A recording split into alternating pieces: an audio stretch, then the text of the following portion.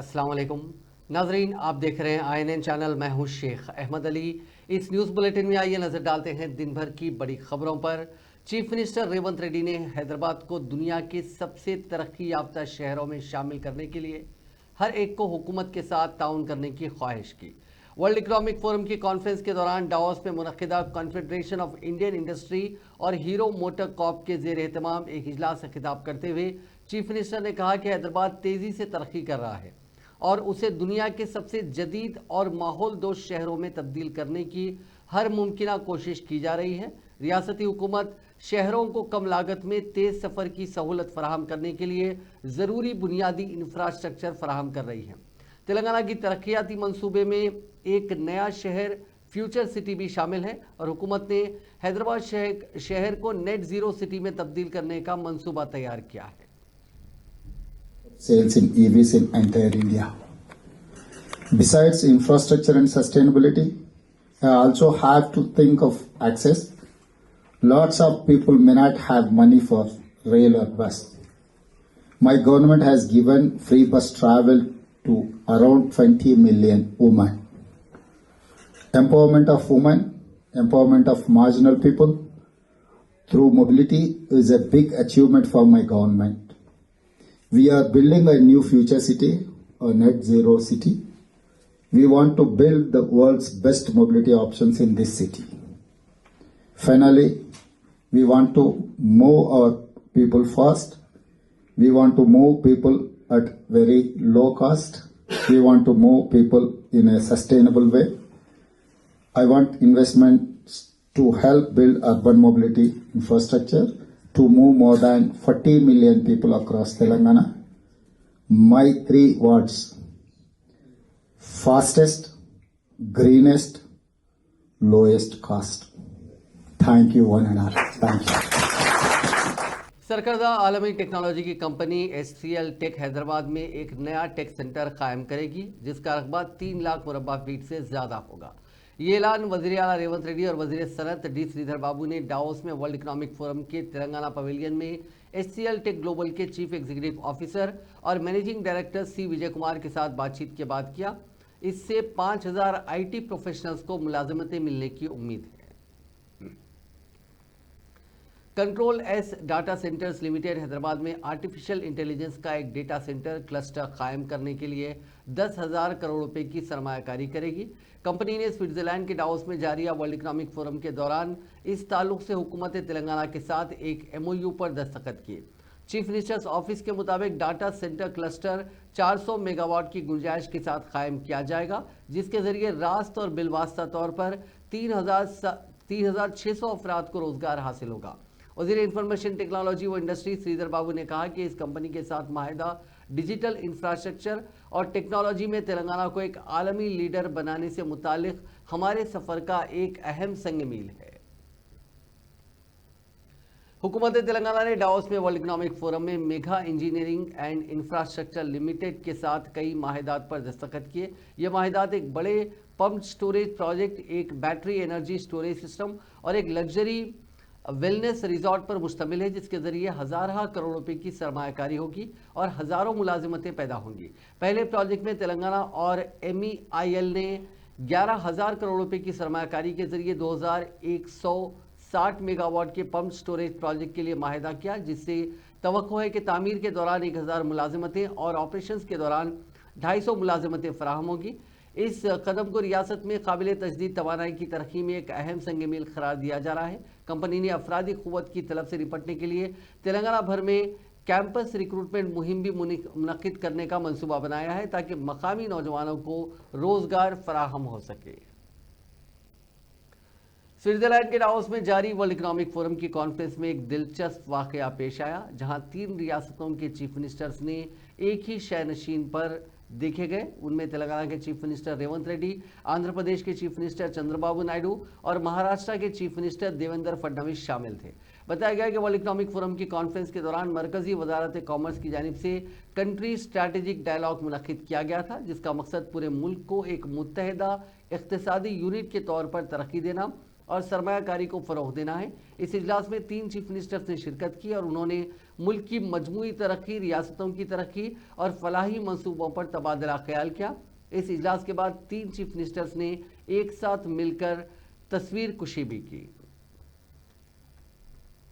वजीर आबपाशी व civil supplies उत्तम कुमार रेड्डी ने कहा कि कांग्रेस हुकूमत के फलाही मंसूबे इस तरह तैयार किए गए हैं कि हर मुस्तहिक फर्द तक उनका फ़ायदा पहुंचे ताकि कोई भी नज़रअंदाज ना हो। उन्होंने इन इक़दामात को आज़ाद भारत की तारीख में बेमिसाल करार दिया। ग्राम सभाओं में शिरकत के दौरान उत्तम कुमार रेड्डी ने कहा कि कांग्रेस हुकूमत आवाम को ज़रूरी सहूलतें फराहम करने में मुकम्मल शफाफियत और जवाबदेही का मुजाहरा कर रही है। मलकोंडूर, चोप्पदंडी, वेमुलावाड़ा और धर्मपुरी के हलकों में मुनक़िदा ग्राम सभाज में उन्होंने मकामी कायदीन और हुक्काम के साथ शिरकत की। उनके साथ वज़ीर ट्रांसपोर्ट व BC welfare Poonam Prabhakar, MLAs और MLC जीवन रेड्डी भी मौजूद थे। उन्होंने ऐलान किया कि नए राशन कार्ड्स का इजरा बगैर किसी रुकावट के जारी है और आवाम अपने नाम मुस्तहिकीन की फहरिस्त में देख सकते हैं या ग्राम सभा में दरख्वास्त दे सकते हैं। BRS हुकूमत पर तनकीद करते हुए उन्होंने कहा कि साबिका हुकूमत ने 10 साल के दौरान महज 40,000 राशन कार्ड जारी किए, जबकि कांग्रेस हुकूमत ने 40 लाख नए राशन कार्ड के इजरा का अमल शुरू किया है। उत्तम कुमार रेड्डी ने कहा कि तमाम गरीब खानदानों के लिए राशन कार्ड हमारी अवलीन तरजीह है। हर मुस्तहिक शख्स को 6 किलो उम्दा चावल मुफ्त फराहम किया जाएगा, जिस पर सालाना 11,000 करोड़ रुपए का इजाफी बोझ पड़ेगा। ఈ వ్యక్తికి రేషన్ కార్డు వచ్చే వరకు ఈ ప్రక్రియ కొనసాగుతుంది. నేను రాష్ట్ర సివిల్ సప్లైస్ మినిస్టర్ గా ఉమ్మడి కరీంనగర్ జిల్లా మంత్రిగా కూడా మీకు నేను స్పష్టమైన హామీ ఇస్తున్నా. ఈ రేషన్ కార్డుల ప్రక్రియ పూర్తయిన తర్వాత అర్హత ఉండే చివరి వ్యక్తి వరకు వచ్చిన తర్వాత మేము ఇప్పటిలాగా దుడ్డు బియ్యము మరి కోర్స్ గ్రెయిన్స్ ఇవ్వబోం. మేము మంచి క్వాలిటీ సన్న బియ్యం ఇవ్వబోతున్నాం చెప్పి మనం చేస్తున్నాం. అక్కలు చెల్లెళ్ళు మీరు గుర్తుపెట్టుకోండి, ఇది మన కాంగ్రెస్ ప్రభుత్వం. మేము గతంలో లాగా ఏదో ఇష్టమంటే ఇచ్చినట్టు అది నిజంగా చాలా మందికి తినడానికి కూడా ఉపయోగం లేకుండే విధంగా కాదు. ఈ రేషన్ కార్డు ప్రక్రియ పూర్తయినాక మేము ప్రతి వ్యక్తికి అర్హత ఉన్న ప్రతి వ్యక్తికి 6 కిలోల మంచి క్వాలిటీ సన్న బియ్యం ఇవ్వబోతుందని చెప్పి నేను మనం చేస్తున్నాను.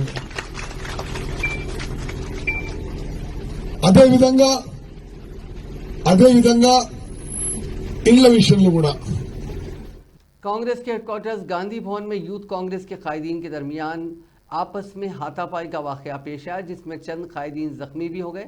बताया गया कि गांधी भवन में 4 जुम्मे को यूथ कांग्रेस का एक इजलास मुनक्किद हुआ था, जिसमें रियासत के मुख्तलिफ अजला के कायदीन ने शिरकत की। इस इजलास में उस वक्त गड़बड़ शुरू हुई जब कुत्तगुडम से ताल्लुक रखने वाले चंद कायदीन ने BRS से कांग्रेस में शामिल होने वाले कायदीन को अहमियत और ओहदे देने का इल्ज़ाम आयद करते हुए एहतजाज और बहस व तकरार की। बात मारपीट तक पहुंच गई। 2 ग्रुपों ने एक दूसरे पर कुर्सियों और हाथों से हमले किए, जिनमें चंद कायदीन मामूली जख्मी होने की इतला है।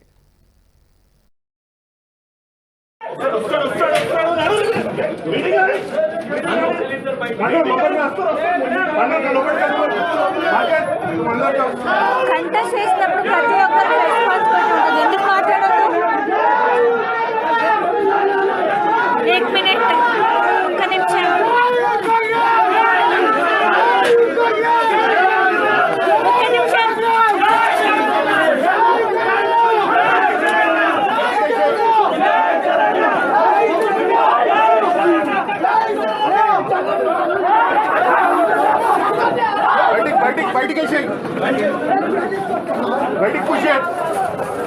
ఆగండి ఆగండి ఆగండి.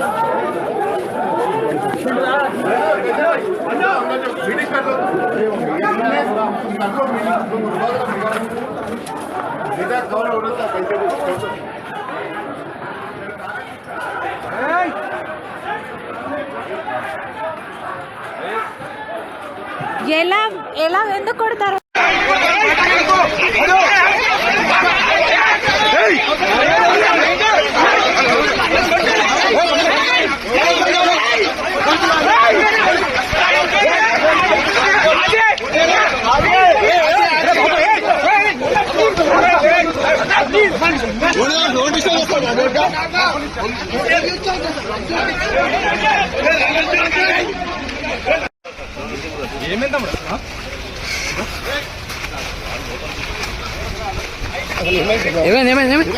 खैरताबाद के रुकन असेंबली दानम नागेंद्र ने अपने हल्के के तहत आने वाली चिंतल बस्ती में बल्दिया की निजामी कार्रवाई में रुकावटें हायल की।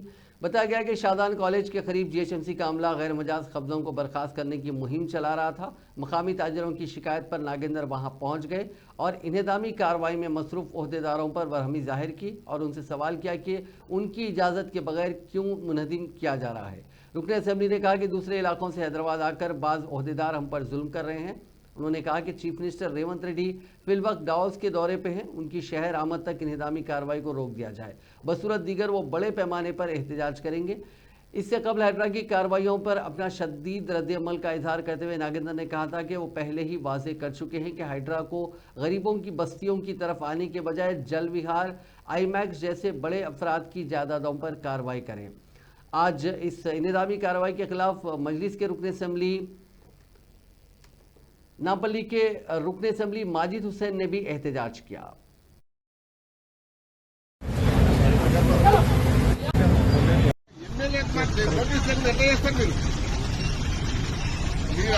మీరు ఆపకుంటే నేను బండి ముంగడ కూర్చుంటా, మీరు బండి ముంగడ కూర్చోవాలన్నా ఆపుతారా?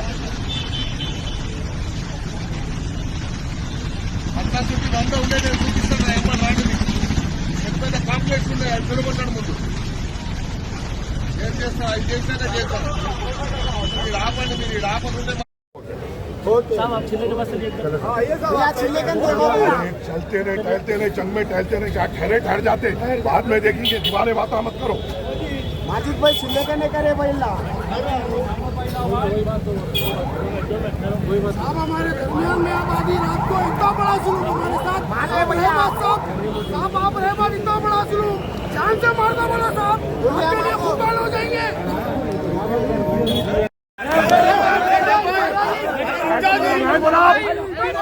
जब मैं बात करता हूँ कोई बात नहीं करना, जब मैं बात करता हूँ कोई बात नहीं करना।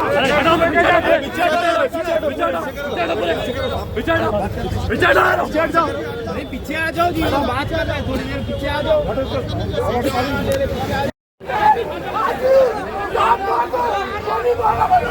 मारो गोली मारो, मारो गोली मारो, मारो जी।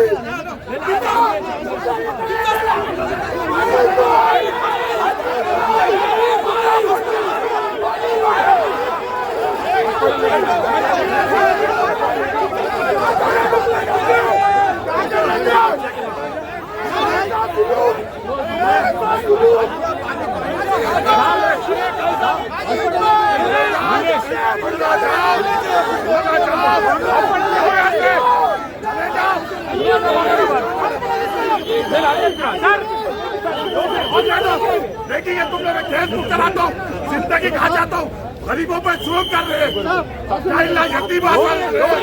मैं हमारे बात से लोगों को छोड़ने देता हूँ।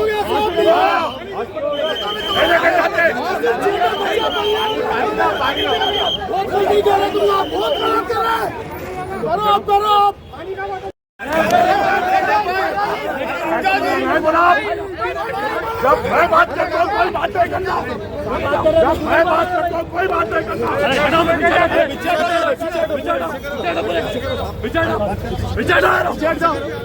आ जाओ जी, बात कर रहे हैं, थोड़ी देर पीछे आ जाओ।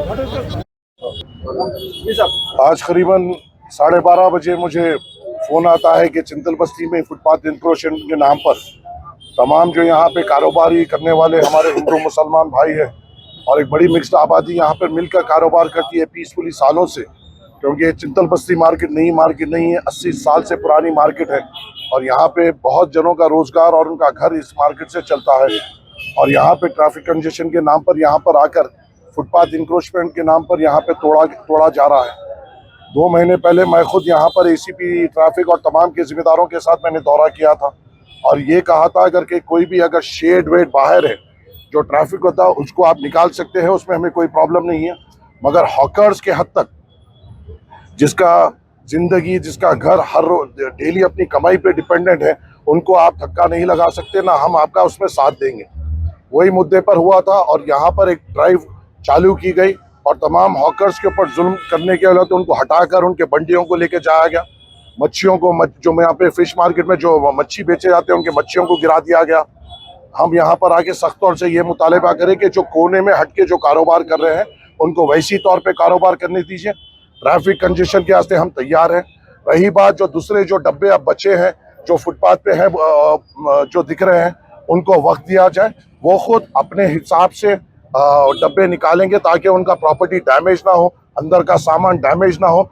ये छोटे छोटे डब्बों में हजारों का सामान है, लोगों की सालों की कमाई है।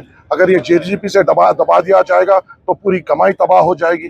वक्त दिया जाए ताकि लोग अपना सामान निकाला जाए और जो हॉकर्स है जो डेली अपना रोजगार करते हैं उनको खते तौर पे डिस्टर्ब ना किया जाए, उस चीज पे हमारा मुतालबा हुआ। बीआरएस के कारगुजार सदर केटी रामाराव ने राशन कार्ड समेत मुख्तलिफ फलाही स्कीमों के इस्तिफादा कुनिंदगान के इंतखाब के सिलसिले में हुकूमत की जानिब से मुनक्किद किए जाने वाले ग्राम सभा में मकामी अवाम की बरहमी पर अपने शदीद रद्द-ए-अमल का इजहार किया। तेलंगाना भवन में खम्मम जिले के सत्तुपल्ली बल्दिया के बीआरएस कायदीन के एक इजलास से खिताब करते हुए उन्होंने कहा कि वो गुज़िश्ता 1 साल से कांग्रेस हुकूमत की कारकर्दगी का काफ़ी करीब से जायज़ा ले रहे हैं। मंगल और चारशुम्बे को फलाही स्कीमों के इस्तिफादा कुनिंदगान के इंतखाब के सिलसिले में रियासत भर में जो ग्राम सभाएं मुनक्किद हुई हैं उसमें होने वाली गड़बड़ और अवामी बरहमी से कांग्रेस की कारकर्दगी की असली सूरत हाल वाज़ेह हो रही है। उन्होंने कहा कि अवाम खुद रजाकाराना तौर पर ग्राम सभा में ओहदेदारों पर बरहमी जाहिर कर रहे हैं क्योंकि कांग्रेस ने 1 साल मुकम्मिल होने के बाद भी 6 जमानतों पर अमल नहीं किया।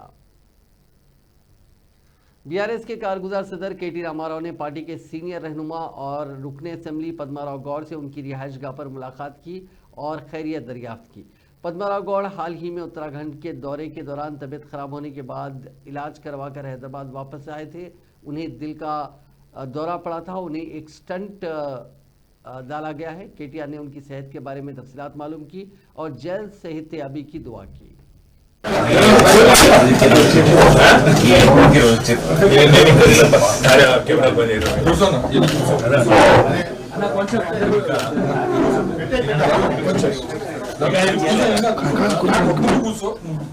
యువకుడు కూర్చొని మేము కూర్చో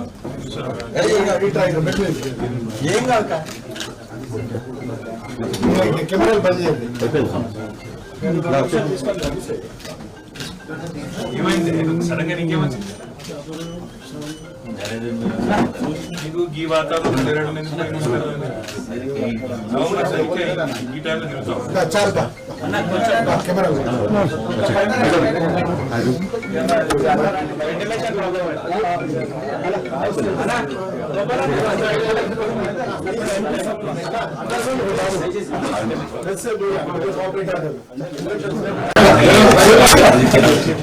चीफ सेक्रेटरी शांति कुमारी ने चारशुम्बे को सेक्रेटेरिएट में मुनक्किदा आला सतह के इजलास में हाई कोर्ट बिल्डिंग्स, तेलंगाना भवन, दवाखाना उस्मानिया, रीजनल रिंग रोड, इंदिरा महिला शक्ति बिल्डिंग्स और young India integrated residential schools की तामीर के कामों के मौकूफ का जायजा लिया। यहाँ जारी करदा एक सरकारी प्रेस नोट में बताया गया कि चीफ सेक्रेटरी ने दवाखाना उस्मानिया की नई इमारत के मंसूबों बशमूल एकेडमिक ब्लॉक्स, रिहायशी और सर्विस जोन्स पर तबादला ख्याल किया और कलेक्टर हैदराबाद से कहा कि वो इस इलाके में पेट्रोल पंप की मुंतकली से मुतालिक मसाइल की यकसोई के लिए महकमे जात माल, सिविल सप्लाईज और पुलिस के साथ मुश्तरी का मुआयना करें। उन्होंने बताया कि 16 इंदिरा महिला शक्ति बिल्डिंग्स की तामीर पहले ही शुरू हो गई है और आने वाले मजीद एक हफ्ते में दूसरी 6 इमारतों की तामीर भी शुरू होगी। जेईई मेन एग्जाम्स का मुल्क भर में आगाज़ हो चुका है, जिसमें तेलंगाना और आंध्र प्रदेश से ताल्लुक़ रखने वाले तुलबा की बड़ी तादाद भी शिरकत कर रही है। हैदराबाद, वरंगल, विजयवाड़ा, विशाखापट्टनम, तिरुपति और दूसरे मकामात पर इम्तिहानी मराकज़ कायम किए गए हैं। ये इम्तिहानात 2 शिफ्ट्स में यानी सुबह 9 ता 12 बजे और सपहर 3 बजे से शाम 6 बजे तक मुनक्किद किए जा रहे हैं। NITs में बीटेक सीटें इम्तिहान आज मुनक्किद किया गया था। ये सीटें हासिल करने के लिए पेपर 1 जो 23, 24, 28 और 29 जनवरी को भी मुनक्किद होगा। BRK और बी प्लानिंग माफ़ कीजिएगा बी आर्किटेक्चर और बी प्लानिंग प्रोग्राम्स में दाखिलों के लिए आखिरी दिन यानी 30 जनवरी को ये इम्तिहान मुनक्किद किया जाएगा। रियासती सेक्रेटेरिएट BR अम्बेडकर में विजिटर्स के दाखिले को महदूद कर दिया गया है। सेक्रेटेरिएट में दाखिले के लिए जारी होने वाले पास पर सिर्फ एक फर्द को ही अंदर दाखिल होने की इजाज़त रहेगी। बताया गया है कि गुज़िश्ता रोज़ चीफ सेक्रेटरी के चेंबर के फ्लोर में विजिटर्स की काफ़ी तादाद देखी गई, जिस पर सेक्रेटेरिएट के आला अहदेदारों ने स्पेशल प्रोटेक्शन फोर्स पर बरहमी जाहिर की, जिस पर स्पेशल प्रोटेक्शन फोर्स ने दाखिला पास पर सिर्फ एक फर्द को अंदर जाने की इजाज़त देने का फैसला किया। कलेक्टर ने तालिबात के साथ फर्श पर बैठकर उनसे खुशगवार माहौल में बातचीत की। तफसीलात के मुताबिक तेलंगाना के जिले खम्मम के कलेक्टर मुजम्मिल खान ने doctor BR Ambedkar social welfare girls junior college के मुआयने के दौरान तालिबात के साथ फर्श पर बैठकर बातचीत की। इंतहाई सादगी के साथ तालिबात के साथ फर्श पर बैठकर उनकी तालिबात को बेहतर तालीम के लिए नसीहत और अहम मशवरों की वीडियोज़ सोशल मीडिया पर तेज़ी के साथ वायरल हो गई। इस तरह कलेक्टर ने अपने इस अमल के दौरान खुशगवार दोस्ताना माहौल पैदा किया। శ్రమ చేసే అలవాటు మీ అందరికి ఉంది కాబట్టి మీరు ఇక్కడ ఉన్నారా, కానీ శ్రమ చేసేటప్పుడు ఎందుకు చేస్తున్నారు అనేది మర్చిపోకండి। ఈ సమాజానికి ఇది చేస్తానని రోజు రోజు మనసును గుర్తుపెట్టుకోండి। ఇప్పుడు నువ్వు పరిగెత్తేటప్పుడు కింద పడితే ఏం చేయాలి? అలా చేసిన వాడికి ఇంకేమన్నా ఆపగలగదా? నేను ఎనీవన్ స్టాప్ యూ చెప్పండి? చుట్టూరు కొన్ని మంది వచ్చి నువ్వు అమ్మాయి నీతో అవ్వదు, నువ్వు సేఫ్ ఉద్యోగం తీసుకో, నువ్వు ఇక్కడ బ్యాంక్ ఉద్యోగం రాయి, నువ్వు ఇక్కడ చిన్న ఉద్యోగం తీసుకో, కిరాణా కొట్టు పెట్టుకో, పెళ్లి చేసుకో, నీకు పెద్ద పదవులు ఎందుకు, నీతో ఎలా అవుతుంది, సిటీ వాళ్ళకే ఆ ఉద్యోగాలు, ఇంగ్లీష్ మాట్లాడడం రాదు నీకు, ఇవన్నీ మాట్లాడే వాళ్ళకి మనం ఏం చెప్తాం? నీ జీవితం నువ్వు చూసుకోరా, నా జీవితం నేను చూసుకుంటామని చెప్తా కదా? చేస్తారు కదా? వెనక పడతారా? ఎవరన్నా పాటిస్తారా? బెస్ట్ లక్ రా, మీరు ఎంత ఎదిగితే అంత సంతోషం రా మాకు। మీకు కావాల్సిందంటే మీ ప్రిన్సిపల్ గారు అన్న ముందు నుంచి మీ అండగా ఉన్నారా? 10 సార్లు అన్న చెప్పుంటాడు, సమయం లేక రాలేపోయా, రావాలి సార్ మీరు, రావాలి సార్ మీరు, రావాలి సార్ మీరు, కంప్యూటర్లు పెట్టింది మీ అన్న, ప్రిన్సిపల్ గారితో మాట్లాడి ఇవన్నీ సౌకర్యాలు తెచ్చింది మీ అన్న। నిజంగా ఒక అన్నలాగా ఉన్నాడు రా మీతో। చూడండి బాగా ఎదగాలరా, మీ వయసులో ఒక మొక్కలాగరా, మీరు మొక్క నాటినప్పుడే దానికి నీళ్లు ఎరువిస్తే ఎదుగుతుంది, వయసు గడిచిన తర్వాత అది సన్నగా చెట్టు అయిన తర్వాత ఎంత వేసినా ఎదగదండి। మీ వయసు అలాంటిది, ఇప్పుడే మీరు చూసుకోవాల్సింది కొంచెం ఎక్సర్సైజ్, కొంచెం ఫుడ్, అవి కూడా ఇంపార్టెంట్, చదువుతో సహా మేనేజ్ చేసుకోండి। ఇంకేం కావాలరా మనకి ఇక్కడ? Any other requirement? అంత బాగానే ఉందారా? ఇప్పుడు చెప్పకపోయినా మీ ప్రిన్సిపల్ గారు చెప్పండి, మళ్ళీ చూసి అందించాల్సిందిగా అందిస్తాం। ఓకే, మీరు మాకు ఇచ్చే మాట ఏంటి? అద్భుతంగా చదువుతారు, చిన్న ఆలోచన వద్దు, చిన్న ఆశలు వద్దు, అన్నిటికన్నా పెద్ద పోస్ట్ అన్నిటికన్నా। मुसलसिल दूसरे दिन हैदराबाद में इनकम टैक्स के अहदेदारों की मुख्तलिफ टीमों ने बड़े पैमाने पर छापे मारे। उनमें मशहूर फिल्म प्रोडक्शन हाउसेज जैसे श्री वेंकटेश्वरा क्रिएशंस, मैत्री मूवी मेकर्स और मैंगो मीडिया थे। इन छापों का मकसद बड़ी फिल्मों के बजट के दस्तावेजात की जांच के जरिए आमदनी की तस्दीक करना था।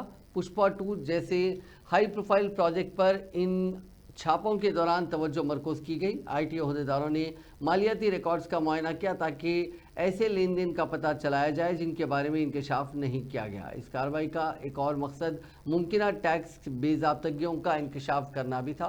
पहले दिन IT अहदेदारों ने प्रोड्यूसर दिल राजू की बीवी तेजस्विनी से पूछगछ की और ख़ानदान के बैंक लॉकर्स की जांच की। आज प्रोडक्शन हाउस से मुतालिक इजाफी दस्तावेजात और मालियाती रिकॉर्ड्स का जायज़ा लिया गया।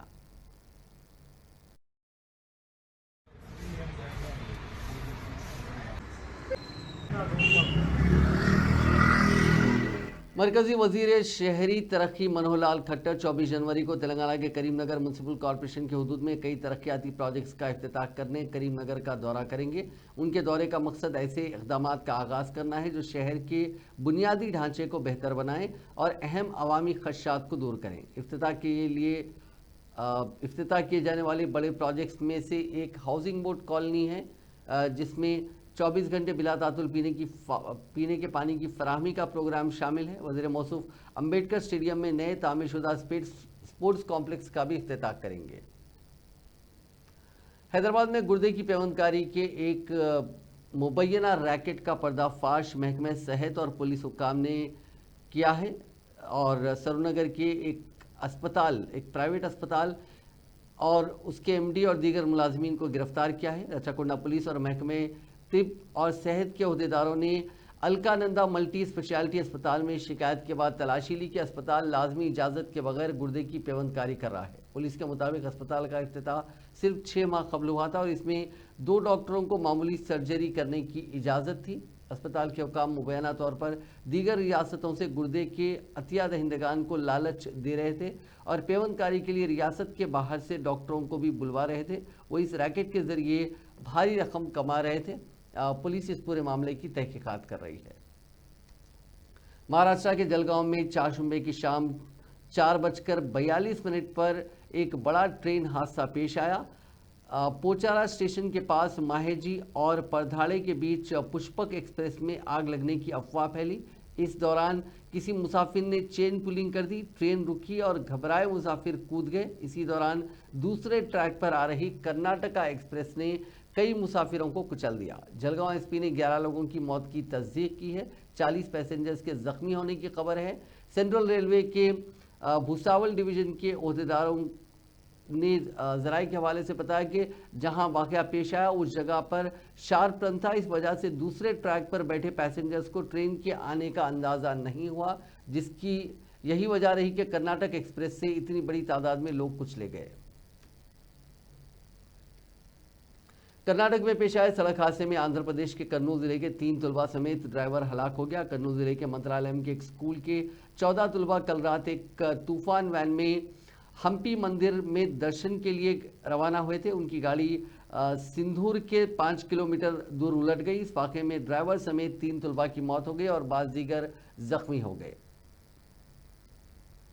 आंध्र प्रदेश के वजीर आला चंद्रबाबू नायडू ने पड़ोसी रियासत कर्नाटका के हम्पी में पेश आए सड़क हादसे में आंध्र प्रदेश के कर्नूल जिले के 3 तुलबा समेत वैन के ड्राइवर की हलाकत के वाक़े पर गहरे सदमे का इजहार किया।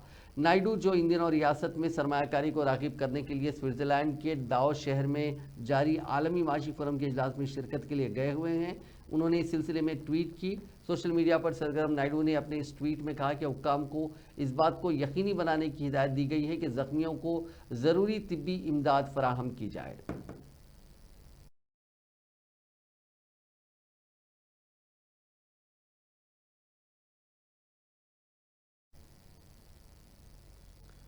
तेलंगाना के जिले खम्मा में गवर्नमेंट नर्सिंग कॉलेज की नर्सिंग साले दुआम की तालिबा पर एक नौजवान की जानिब से एसिड फेंकने का वाकया पेश आया। मुतासिरा के अरकान खानदान के मुताबिक एक नौजवान जिसकी शिनाख्त गणेश के तौर पर की गई इस तालिबा को तवील अरसे से हरासा कर रहा था और इससे मोहब्बत करने पर मजबूर कर रहा था। 13 जनवरी को जब वो खम्मम शहर के श्रीनिवास नगर में अपने घर के सामने रंगोली बना रही थी तो नौजवान ने उस पर एसिड फेंक दिया और इससे बचने की कोशिश में वो घर में घुस गई। दर्द से उसकी चीखें सुनकर मकामी अफराद जमा हो गए, जिस पर गणेश मौके से फरार हो गया।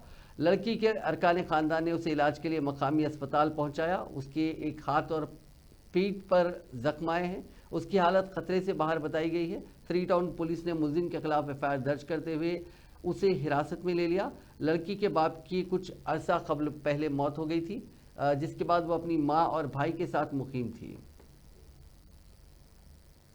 तेलंगाना के हरमकुंडा शहर में 4 जुम्मे को दिन दहाड़े एक शख्स का सरेआम कत्ल कर दिया गया। दिन के वक्त सबके सामने एक शख्स ने दूसरे शख्स पर चाकू से हमला करके उसे बेरहमी से कत्ल कर दिया। इसके बाद मुलजिम वहां से फरार हो गया। इत्तला मिलते ही पुलिस मौके पर पहुंची और तहकीकात शुरू कर दी। पुलिस ने मकतूल की शिनाख्त मेडुकोंडा के रिहायशी राजकुमार के तौर पर की है। नाश को पोस्टमार्टम के लिए मकामी अस्पताल मुंतकिल किया गया।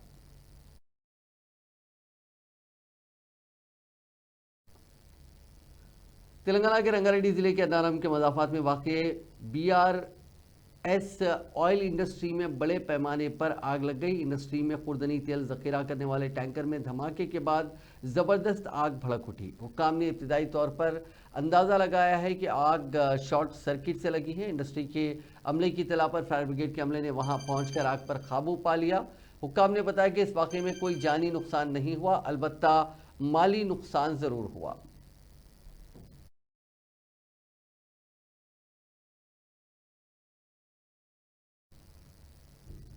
आंध्र प्रदेश के विजयवाड़ा के गन्नावरम एयरपोर्ट पर कोहर की वजह से कई परवाजें मनसूख कर दी गईं। कोहर की वजह से एयरलाइंस ने बेंगलुरु और दिल्ली की परवाजें मनसूख की। हैदराबाद और चेन्नई के लिए परवाज़ों में भी ताख़ीर मुतवक्को है। शुमाली रियासतों में गुज़िश्ता चंद दिनों से सर्दी की शिद्दत में इजाफा हुआ है। यही सूरत हाल तकरीबन तमाम तेलुगु रियासतों में नजर आती है।